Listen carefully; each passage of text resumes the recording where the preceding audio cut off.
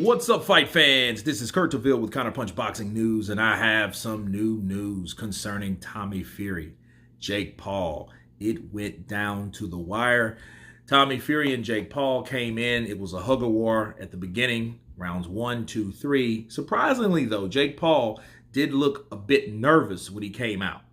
You know, he looked like his nerves was up because he knew what was at stake. He was in there with a boxer, a Fury, a young Fury, might I add. And the fight was very interesting. How? Well, rounds 1, Tommy Fury stayed back and he used his long arms. You know, he has very monkey-style arms and he throws that jab and he came in throwing that jab. He was catching Jake Paul. Jake Paul was trying to get up under that to land these power shots, which didn't land because Tommy Fury was doing the smart thing. He was jabbing and then he was grabbing. Okay? Now, the referee was instructing him not to do so, and he kept doing it for rounds 1 through 4. Now, the first round, I would give it to Tommy Fury. The second round, Jake Paul caught Tommy with a left hook, and it woke Tommy the fuck up. It woke him up. And he then knew the punching power. He knew this guy can punch. Okay?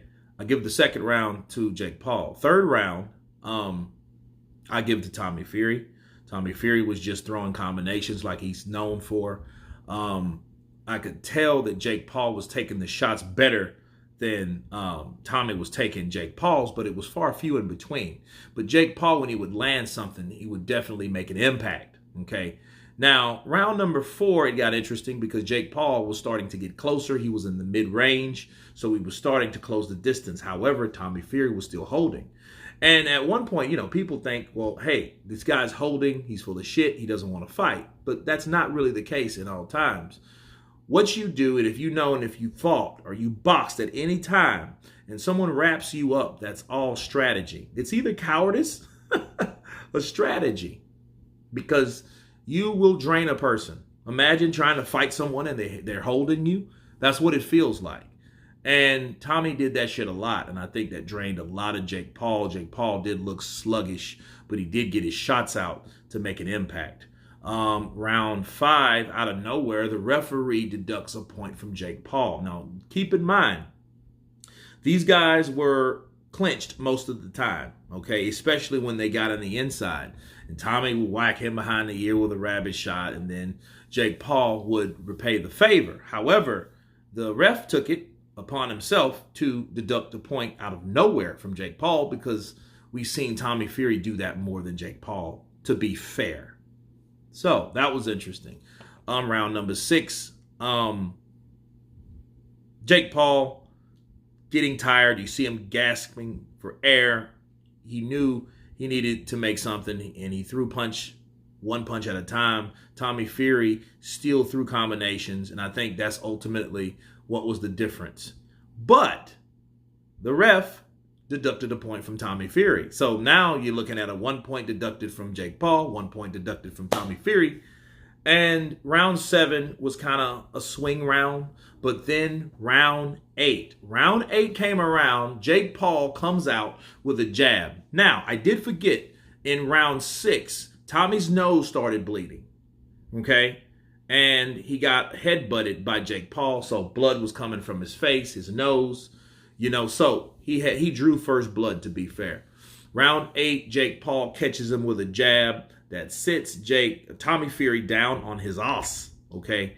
And he was like, oh, that wasn't that, it wasn't that. However, it was that because he got up. He didn't come at Jake Paul right away to convince that, hey, that was a slip or whatever. No, it wasn't a trip up. You got punched and you went down because of that punch. Now, was it a very hard punch? I think it was a heavy punch, but I don't think it was a type of punch that really hurt him to that magnitude, but it was enough to get his attention once again, and he went down.